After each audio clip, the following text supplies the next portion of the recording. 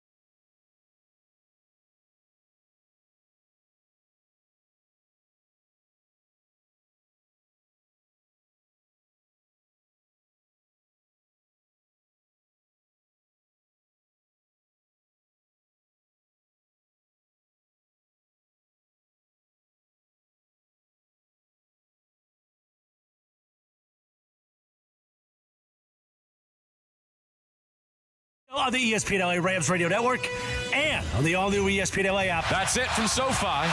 24-19, the Packers beat the Rams again. In the 100th meeting between these franchises, Green Bay has now won 10 of the last 11, including playoffs.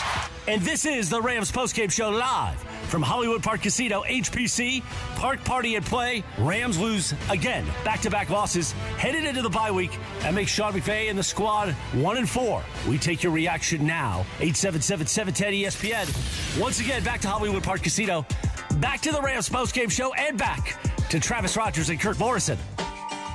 You heard that number right there from JB Long. The Green Bay Packers have won 10 of the last 11 meetings between these two teams, including the postseason.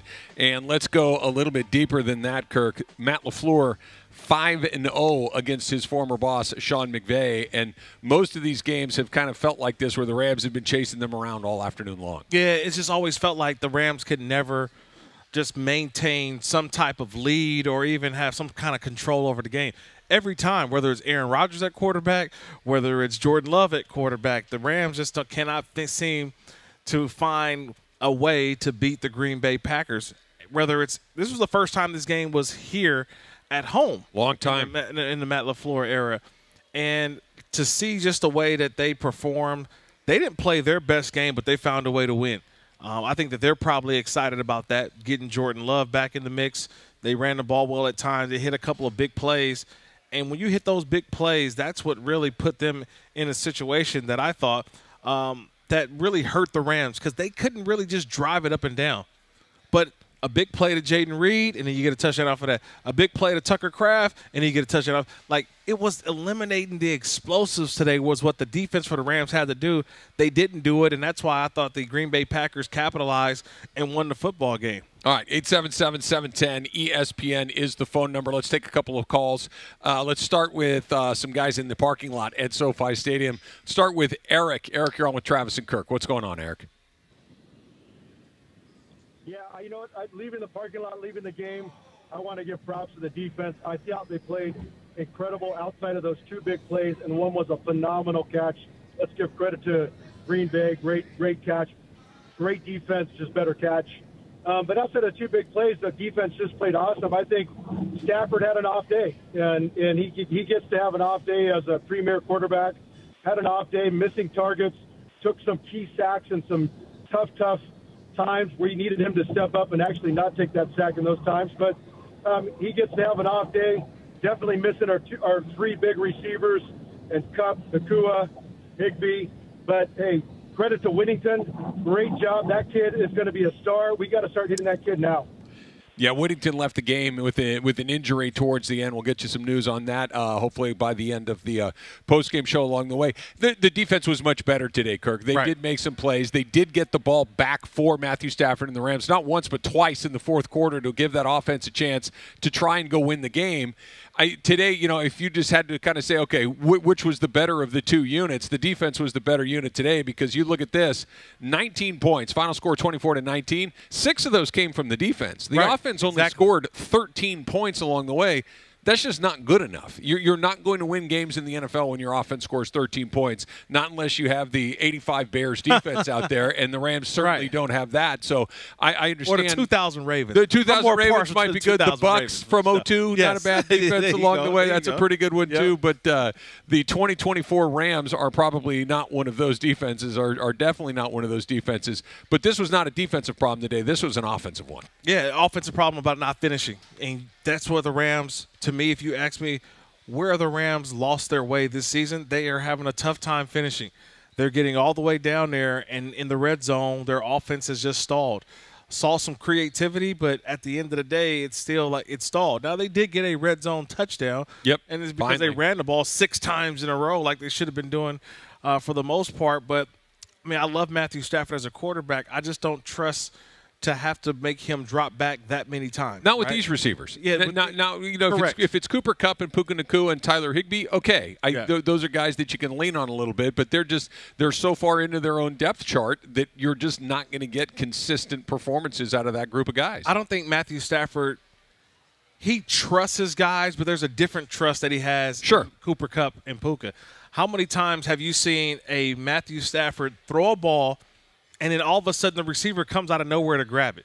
Matthew Stafford has a trust that he knows that certain players are going to be in that area. He doesn't throw right to a guy. He likes to throw to an area. We talked about one of the throws during the game. It was a throw to Tutu Atwell. Yeah. He's just going to the flat, but that ball, bam, is right there on him, and he's able to turn it up the field. That's what Matthew Stafford wants to do. He wants to throw to an area, and a lot of these guys right now are not able to see where they need to be. He doesn't trust they're going to be where they need to be. And what does that mean? He holds it for a half a beat too long. Yeah, he waits. Saw a couple of sacks today that really kind of changed the momentum of the game. Let's try another phone call here. Let's go back to the lot in SoFi. Daniel, you're on with Travis and Kirk. Daniel, what's up? I love the fact that McVay is trying to create a culture where, hey, if you come here and coach, you'll probably get a job. But he needs to stop blocking these interviews. We're just letting coaches walk, and you can't turn out coaches every single year and expect people to be on the same page. Like, you let Matt LaFleur walk, no pick, KOC. Like, I don't know if you can negotiate picks, but ever since KOC left, Stafford looks like a different quarterback. And, like, I don't know if it's because KOC played quarterback before, like his play calling was, like, a little bit better and McVay trusted it. But, come on. What do you make of that, Kirk? Yeah, I mean, that's a reach. And the reason why it's a reach is because you wouldn't have Sean McVay because he was under Jay Gruden, right? Like, Sean McVay wouldn't be a head coach right now. A lot of the guys who he brought on wouldn't be head coaches. Sean McVay was an assistant. You know who else was an assistant on that one? Matt LaFleur. Who else was on this assistant? Shanahan. Like, they had all these assistant guys who've came up, and this is what they want to give their coaches the opportunity. Think about this. Liam Cohen is the offensive coordinator over in Tampa Bay. Where did he get the opportunity from? Sean McVay. Zach Robinson, offensive coordinator with Raheem Morris over in Atlanta. Like, coaches take pride in their coaching trees. Sure. And that's just the way the National Football League – if you think a guy wants to stay in his position the entire time, no way. They want to go into and get an upgrade. They want to go somewhere. You know who hired guys that didn't get hired elsewhere? Jeff Fisher. Correct. How'd that work out? It didn't work. You know what I mean? That's what I'm saying. Right. You're going to want guys that want to be upwardly mobile. I get it. It's frustrating. It's difficult to have to replace chunks of your staff as frequently as the Rams have had to do it. But I think one of the great underrated skills that Sean McVay has, we know the offensive mind. He's great at identifying coaching talent. Yes, he is. There's a reason that all of these other guys not only get head coaching jobs, but for the vast majority of them, they are thriving as head coaches in other places. Mm-hmm. That's a testament to McVay. He will find more talented assistants. Absolutely. He'll be able to do this. I understand the point that he's trying to make, and I can appreciate it, but it's really hard to look at what's going on with this team and say it's a coaching thing because of this or it's a coaching thing because of that. They're missing too many players. Correct. Well, if you had your full complement of guys, if now you we had have that all discussion. of your guys, then you can say, hey, look, Yes. this doesn't look right at all, but you don't have all your guys. Yeah, but look, I try not to do this. I always tell my wife, you can't look at other families and say this is the way things should be operating because our family operates differently because of what we have going on. That's the same way I tried not to do that in the National Football League. But I can't help but look around at some of the other teams. And you look at the 49ers, and you would think they were far worse than where the Rams are at. This is a team that's picked to go back to a Super Bowl, to win, to be in a conference championship game. They're sitting here 2-3, right? You're looking at the Cardinals are winning football games. I mean, it's just all over the place. You know what I mean? Yeah. Like, if you would have told me the Rams and the Bengals, and some people actually had some people say, hey, it could be a Super Bowl rematch. Yeah. Both those teams right now combined 2 wins. Yeah, 2-8, both Rams and also the Bengals. The good news is unlike the AFC North, you look at the NFC West, and really nobody's running away with it. You look at Seattle; they get beat by the Giants today. They're at 3-2. San Francisco is really struggling. Arizona only has 2 wins, but the good news for them is both of those wins are in the division. So everybody's bunched together. Of course, the Rams at the bottom right now with just the 1 win. They do get a chance to kind of lick their wounds, collect, and that's what I want to get into next, Kirk. Where do you go from here? What does Sean McVay do with the bye week? Get ready for the Las Vegas Raiders coming up in Week 7. Plus, we'll hear from the head coach, Sean McVay, and more of your phone calls. 877-710-ESPN. That's all coming up on the Rams Postgame Show on the ESPN LA Rams Radio Network.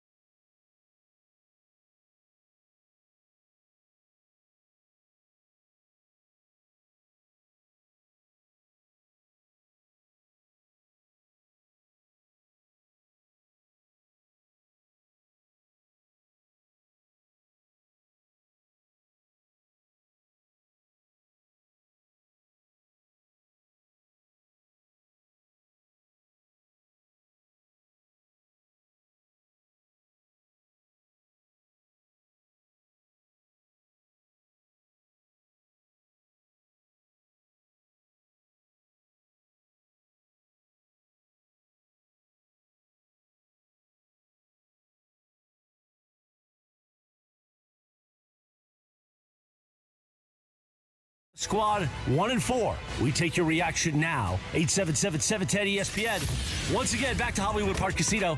Back to the Rams postgame show and back to Travis Rogers and Kirk Morrison. All right, before we take some more of these phone calls coming up here in just a second, let's pause 10 seconds for stations to identify themselves on the ESPN LA Rams radio network.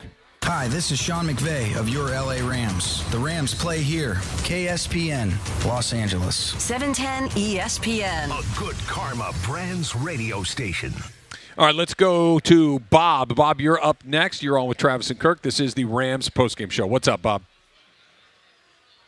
Hey, Travis. I just wanted to ask to see if you think we're really a 1-4 team or really just a 4-1 team that's had a couple of plays not go our way. Yeah, Bob, look, I'm just going to steal from the great Bill Parcells. Yeah. You are what your record says you are. The Rams are 1-4, and quite frankly, they're lucky they're not 0-5. Yep. The fact of the matter is what they did against San Francisco, if you ran that back, that doesn't go that way very often. They have earned their 1-4 record. Now, there's explanations to it. I don't know if they're excuses. I think they're more explanations. But, Kirk, it would be hard-pressed to look at the way that they've played. You know, could Denver or Detroit have gone a little differently? Perhaps. But they've earned these other losses along the way. Yeah, you're right, 100%. They've earned all of these losses. Yeah. They didn't play well, and this is what happens. You don't play well. It's not we're right there. I think not really. They're really not. They're not there. They're a ways away. They're missing some guys, and I don't want that to be the savior. I think that's what Sean McVay is trying to preach, that we just can't say, oh, we'll be fine when we get our guys back. Like, we got to make sure that we're trending in the right direction so that when we do get the guys back, it's a seamless transition. Right now, I don't know if they are that team to feel like having Kupp and Nakua back that this offense just changes right away. It doesn't do that. It will be better with those guys back, but the question is, and hopefully Cooper Kupp is back by the Raider game in Week 7 coming out of the bye, but what does it look like by the time you are whole again? Or, what is your record by the time those guys come back, and is there enough time? We know that they came back from 3-6 a year ago. The schedule in the back of this season is very different than the schedule was last year. There were some games you looked at last year and thought that, okay, this is a possible win, a possible win, a possible win.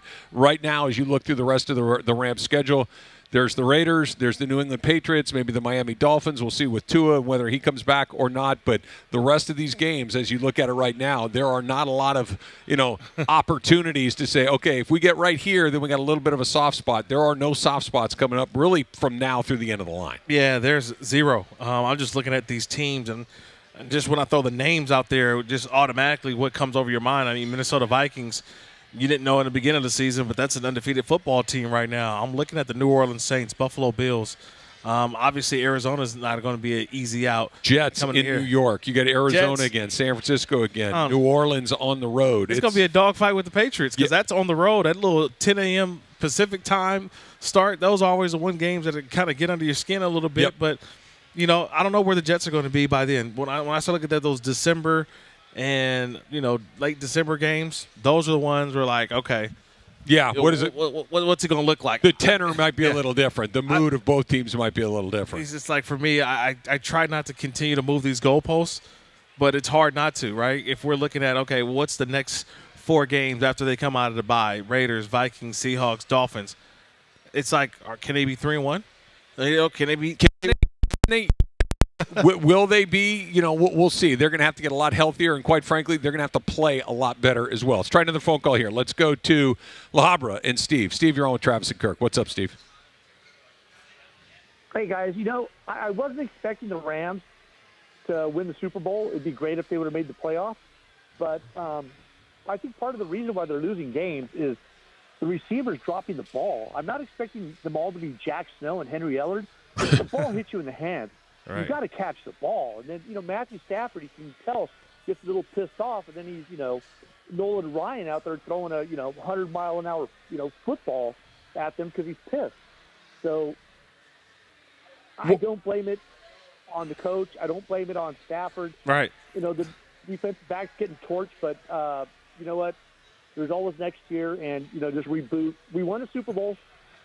Just reboot and be happy we're not the Raiders because they suck. Yeah, well, you're going to get the Raiders in a couple of weeks, so you'll see how that goes before too long. Look, the wide receiving issue is clearly at the top of the list. It's not the entire list, but I do think that it is at the top because your two most dynamic playmakers in Cup and Nakua haven't really played at all this season. Right. We saw a little bit of Cup and a little bit of Puka early, but we really haven't seen them. And if you take the top 2 playmakers off of any teams in this league, they're going to struggle to look the same. Now, no, like we've said a million times, nobody cares. Right. You either make plays and score points and win games, or you lose games. And right now the Rams are losing games, but I would challenge anybody to find a way to look the same you have. I don't care how good Matthew Stafford is, and he's great. I don't care how good Sean McVay is, and I think he's absolutely fantastic. When you keep taking pieces off of the table, off of the chessboard, ingredients out of the cupboard, eventually there's not much I can do to help you. Yeah, and I think also it's,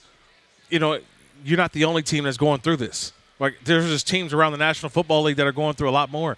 I mentioned Tua Tagovailoa. Think about this. The Rams at least have their quarterback. If they didn't have their quarterback, we're kind of looking at what happened last year. This was an offensive line that has had how many different combinations to really start the season. They finally just have the same combination over the last couple weeks.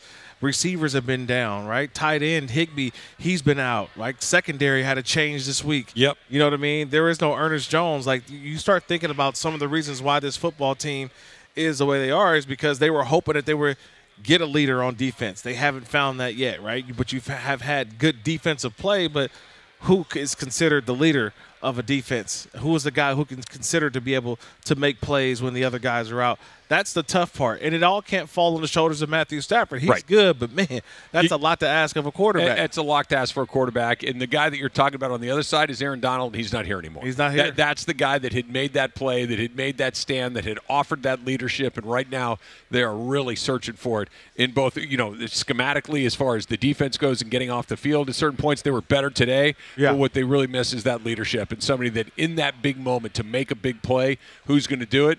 That was Aaron Donald for 10 years, and they're still looking for that next guy along the way. More of your phone calls coming up in just a bit. Plus, we're going to hear from the head coach, Sean McVay, and I'm still trying to figure out why they didn't kick a field goal in the first quarter. That's coming up.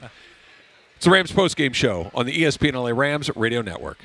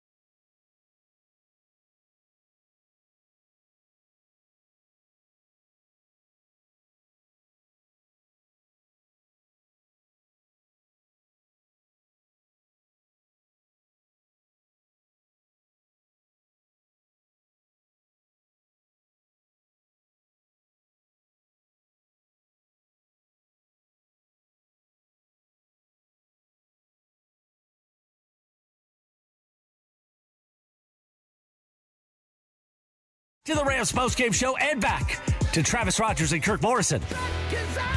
Rams looking for a win wherever they can find one. They have a week to try to figure it out. They've got their bye week coming up next, and then they have the Las Vegas Raiders back here at SoFi Stadium in Week 7. Cooper Kupp expected to be back by then. Cross your fingers and hope that he has a good couple of weeks of practice along the way, and he continues to get healthy because they're going to need all the help they can get. And, of course, Sean McVay is the man responsible for figuring it out. He spoke with JB and DeMarco after the game. From SoFi Stadium, Sean McVay joins us. We appreciate it, Coach. Even in defeat here today, 24-19, how would you summarize what just happened? Yeah, tough. You know, our guys battled. There's going to be a lot of positives, and there's going to be a lot of opportunities that we can learn from. This one hurts, though. This one really hurts. Yeah. Did you feel like you had them? Like it's tough sustaining momentum. I mean, you make some good plays, and then something happens that kind of stops you cold. Yeah, and you just said it. And that's kind of what it feels like. But you know, the guys battled. They continued to stay in the fight. We had our chances, you know, at the latter part of the game. And, yeah. Sean, you made a couple of changes, especially on defense today. How do you feel like some new pieces gave you the chance on that side of the ball, holding the Packers to only 24 and scoring 6 themselves? Yeah, I thought we did a great job. You know, I mean, we were excellent on third downs.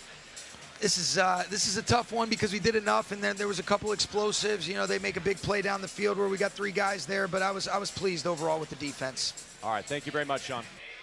All right, that's Sean McVay with JB and DeMarco after the game. That's an unusual reaction from Sean McVay. It is. I have heard all of his post-game comments, over the last 8 years, and I usually feel like I have a pretty good idea of what he's going to give you after a big win, after a tough loss, and this one a little bit surprising. This one hurts, and really not much to say after this one. Yeah, I think because the losses. A hard-fought loss, all it means is that you had a chance to win. Yeah. That's all it means. That's why it hurts the most, because you had a chance to win. The games in which you don't have a chance to win, it's not like it's a situation of like, let's just turn the page. We didn't have a chance. We weren't good today. But when you have what is a hard-fought loss like it was today, was that we made mistakes, but we still found a way to have ourselves with a shot at the end, and we just didn't execute with that opportunity. Yeah, and let's start with this, and we'll go back to the phone calls here in just 1 second. 877-710-ESPN. I get it. The football game is 60 minutes long. You're never quite sure how it's going to play out. You certainly know that you're a little shorthanded offensively in the wide receiver room and everything else. I was really surprised, Kirk, that they decided to try to go for it on 4th and 4 from the 4-yard line. Yeah. 4th and goal, I should say. They didn't get it because it was so early in the game. It was their second offensive drive of the game.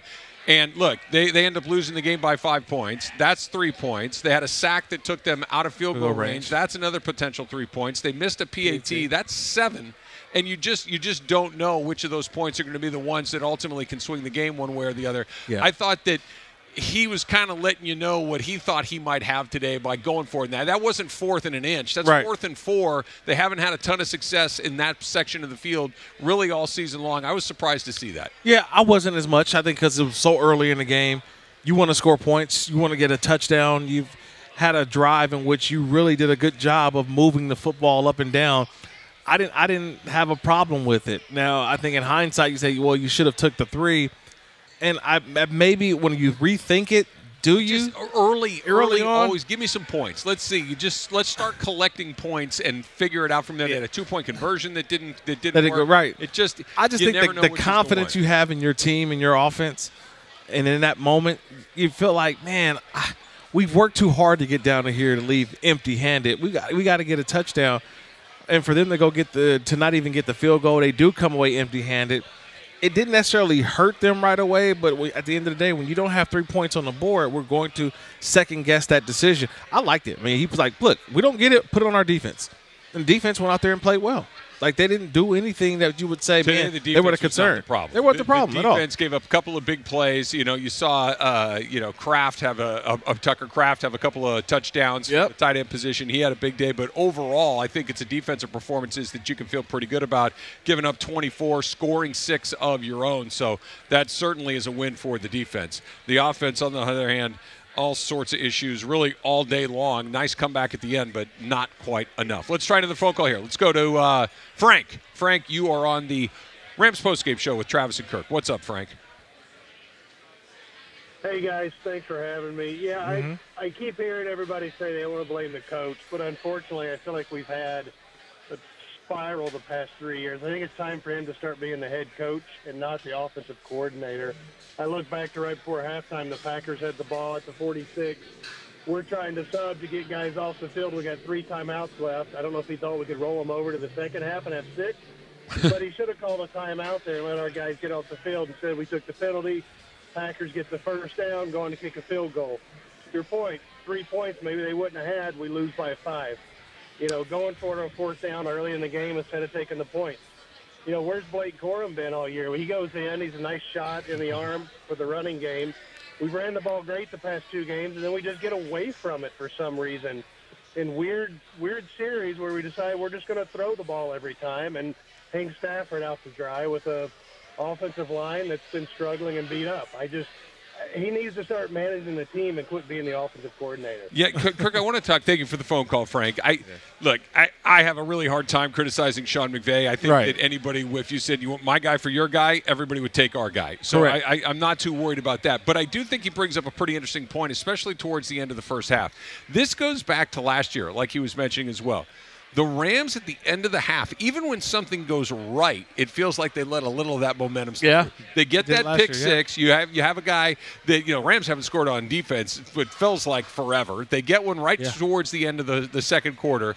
And then all of a sudden, here they come. Here come the Packers again, and they get out of there with a field goal right before the end of the first half. And that incredible burst of momentum that they had, it's all like, oh, yeah, okay, that's gone. Like, they're not able to seize that momentum and just lock out the other side. Yeah, they haven't been good at situational football and being able to, like, red zone, backed up, 2-minute, 4-minute offense. That's something that they have to continue to work on, and not having certain guys kind of contribute to that, not having a Puka Nacua in that instance.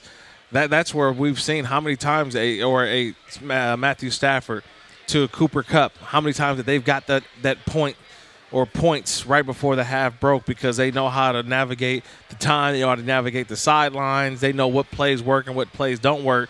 And it's hard to bring this next group along who haven't really been in that situation. Tyler Johnson and Matthew Stafford haven't played together as much. He mentioned Blake Corum.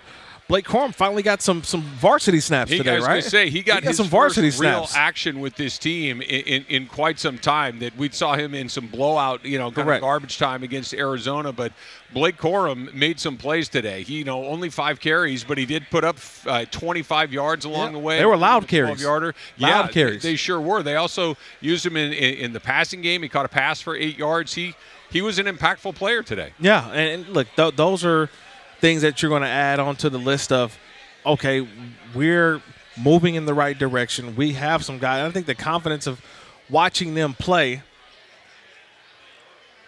and know what you have available to you, like, okay, you just felt the momentum. Yeah. You felt in the momentum. You kind of get lost in the moment. And you sometimes got to say, you know what, let me step away from the table. You've been at the blackjack table. You're winning and you winning. And all of a sudden, those winnings start to go away. They dwindle. And then all of a sudden, you leave and you're like, wait, what happened to everything that I just got? And that's what I think like the Rams. They keep getting ahead, and yet they come away empty-handed. And then they try to extend the blackjack. And then double down. At the end, they start to hit some hands, but there's too late. Too late, right. They run out of time, and that's what happened today. They fought till the very end. They competed to the very end, but you cannot give up 17, 18 unanswered points and expect to come back and win a bunch of football games. It's just not going to happen very often, and that's exactly what they did today. More of your phone calls coming up in just a little bit. If you're on hold, stay there. If you'd like to get in, 877-710-ESPN. The Rams lose to the Packers 24-19. They are 1-4. And what sort of soul searching do they do going into that bye? That's coming up next, Kirk, on the Rams postgame show on the ESPN LA Rams Radio Network.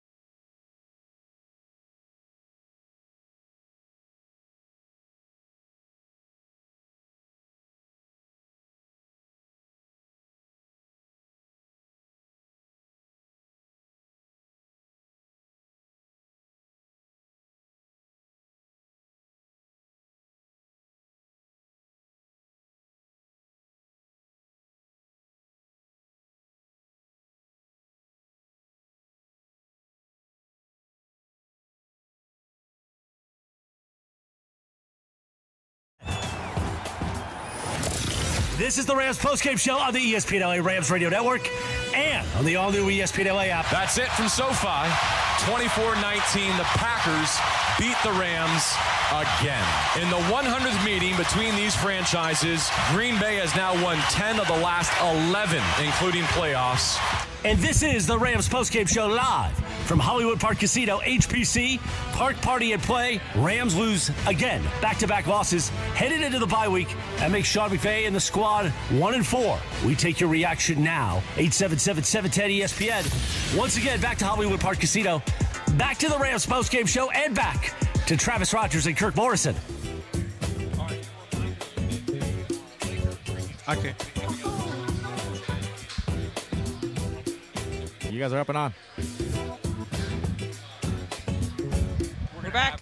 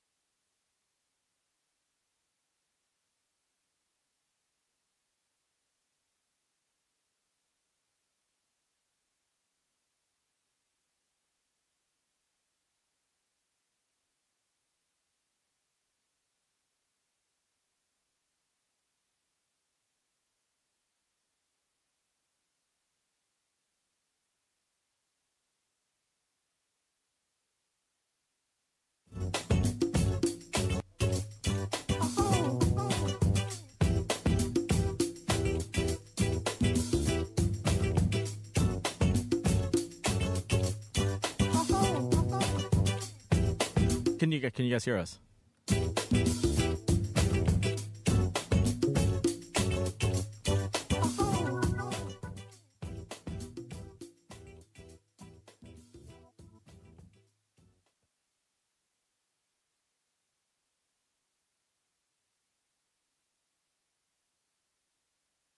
Thank you for listening to Rams Packers today from SoFi Stadium. Rams dropped the game and moved to 1-4. Rams football is presented by Call Jacob. A lot of attorneys say they'll fight for you. Call Jacob.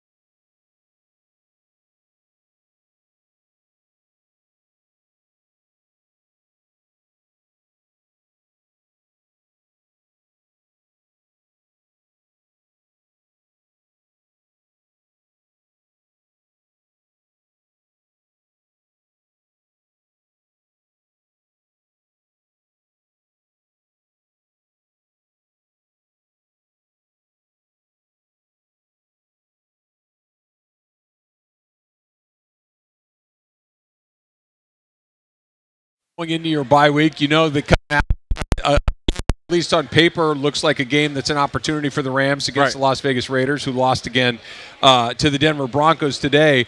How do you spend these next 2 weeks trying to wrap your head around a 1-4 start? Just get away from football.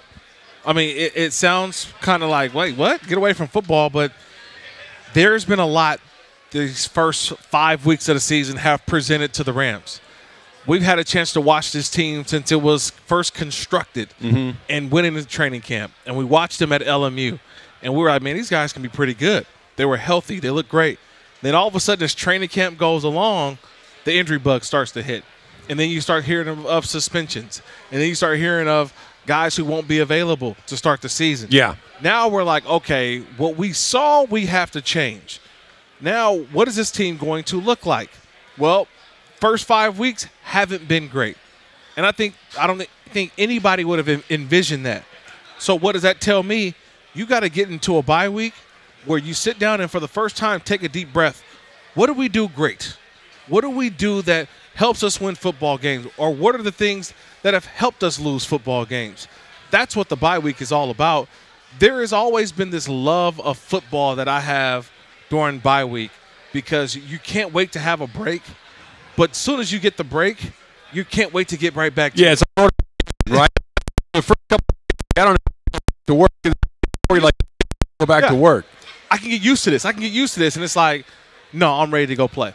I've never seen a guy, everyone talks about these Thursday night games and the players don't like them. Yeah. I've yet to see a player after the game on Thursday night say, oh, I wish I played on Sunday. No, they take that weekend off. They enjoy that time off. Yeah, it may not be great in the beginning part of it, but after a Thursday game, you feel a lot better knowing you've got a weekend off to go out, relax, get your mind right. And that's what Coach is probably saying. We just needed just a little vacation to be good for all of us, knowing what's ahead of us in the second half of their season. And you're going to start to get some of your guys back. Hopefully Puka is back by that Raider game. And here's where it gets a little interesting, Kirk. Obviously, the Rams at SoFi Stadium against the Raiders in Week 7. That is your a classic 105 kickoff game.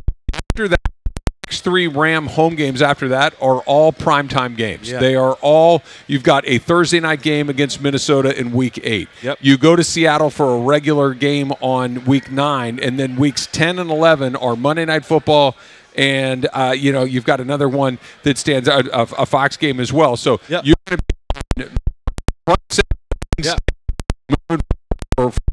and then, of course, you got Miami Monday night. Yep, you mentioned it. Monday Night Football, a couple of Thursdays, a Sunday night. Oh, yeah. The Rams are quick on national television. And as long as they're healthy, I give them a chance. There are going to be some games, to your point. Philadelphia Sunday night. Yeah, there are going to be some games that they're not going to be favored. But some? Because of how they started this season. They're not going to be favored because of what that record looks like.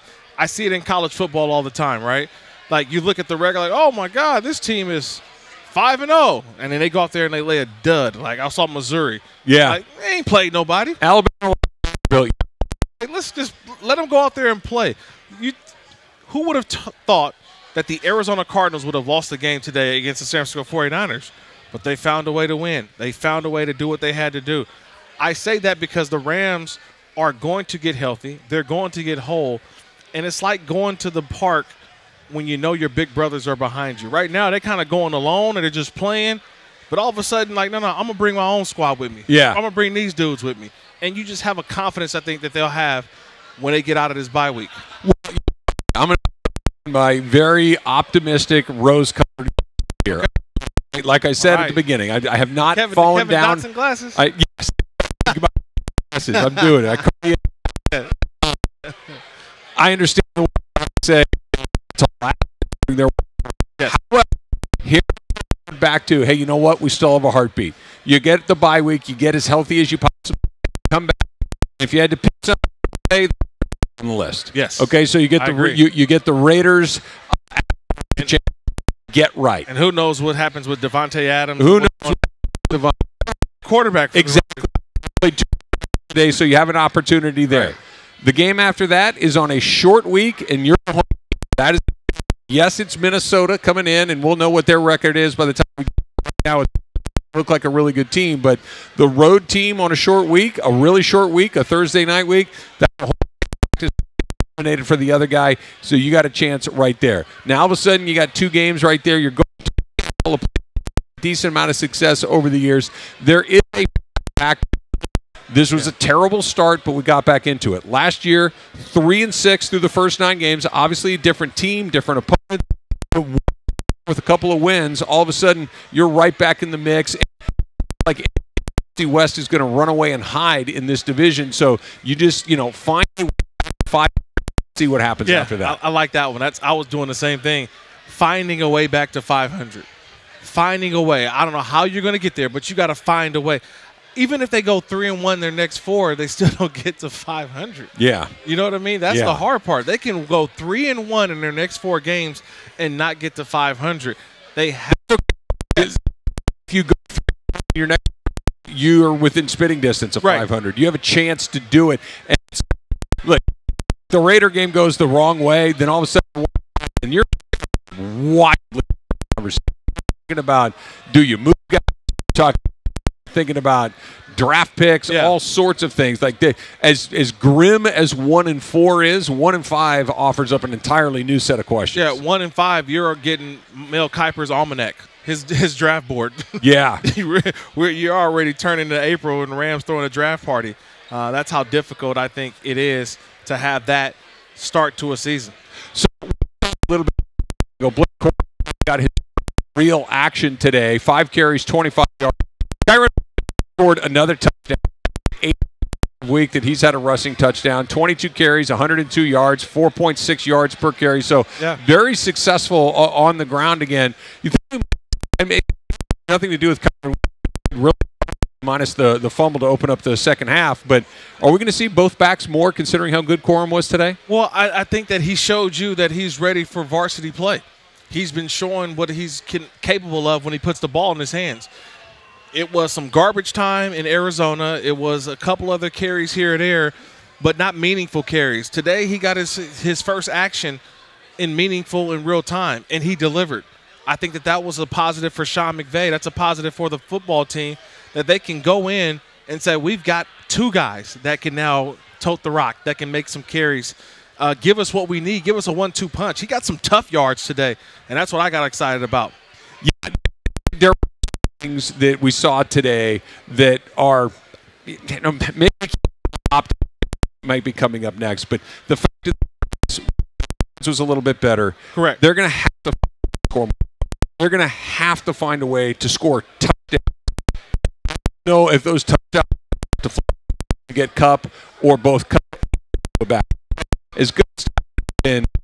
Are limitations to what you're working with outside. Jordan Whittington left with his arm in a sling today, so we'll see what that looks like. The good news is you have 2 weeks to go, but they're going to have to touchdown. Those touchdowns aren't going to be, easily accessible to get Cooper Cup. To learn how to convert plays into touchdowns, convert drives and series into meaningful points in the game that you can live off of. It's hard right now because you don't necessarily have an identity. Like right now, I can say that the Rams are running the ball much more effective than they have in, I would say, years past or in a long time. That seems to be an identity of this team. But moving forward, how can you now incorporate guys who have been away? They're not just – every team knows the Rams want to run the ball, and yet it's not translating into touchdowns. They're not getting the big plays that results in scores. Yes, Tutu Atwell had a big catch or 2. Yes, there were a couple of other plays that got you some chunk yards, but you're not getting the big plays that results in touchdowns, and so that's why you always seem to stay behind. For the post-game show, for the second consecutive 40, for the Packers 2. The Rams get week 6 off. They got to get right. They got to lick some wounds and get back and get ready to go for the Raiders in week 7. Rams pregame show. That's starting at 11 o'clock right out in front of SoFi Stadium. That is in week 7. For Kirk Morrison, I'm Travis Rogers. And